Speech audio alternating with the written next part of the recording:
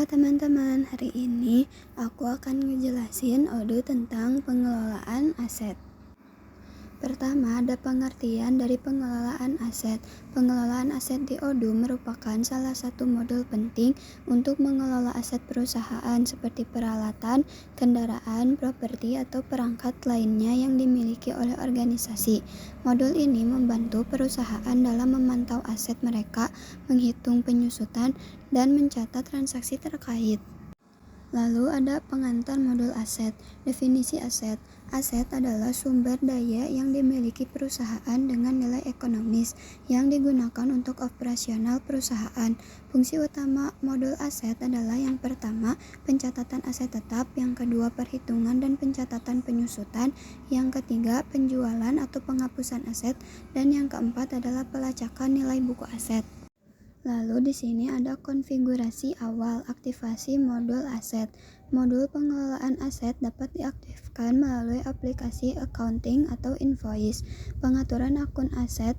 Buat akun-akun untuk pencatatan aset. Setiap akun aset tetap, penyusutan terakumulasi, dan beban penyusutan. Kategori aset. Tentukan kategori aset seperti peralatan, kendaraan, atau bangunan. Setiap kategori dapat memiliki mode penyesuaian yang berbeda, straight line atau declining balance.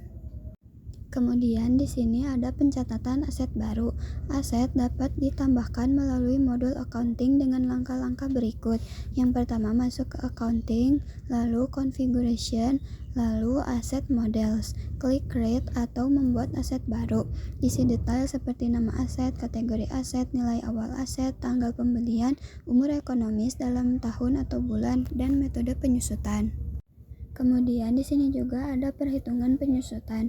Odoo secara otomatis menghitung penyusutan berdasarkan konfigurasi kategori aset.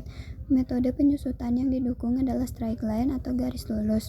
Nilai penyusutan sama setiap periode. Declining balance atau saldo menurun. Penyusutan dihitung berdasarkan persentase tertentu dari nilai sisa aset. Penyusutan akan dicatat sebagai jurnal otomatis di buku besar pada akhir periode. Dan yang terakhir adalah transaksi terkait aset. Yang pertama adalah penjualan aset. Aset yang dijual akan menghasilkan pencatatan keuntungan atau kerugian tergantung pada nilai jual dan nilai buku aset. Langkahnya adalah pilih aset yang ingin dijual, masukkan nilai penjualan, sistem akan otomatis menghitung keuntungan atau kerugian dari transaksi ini.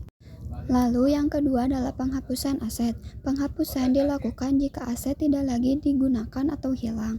Langkahnya adalah pilih aset yang ingin dihapus, klik dispose. Sistem akan mencatat penghapusan aset dan mengurangi nilainya dari laporan keuangan.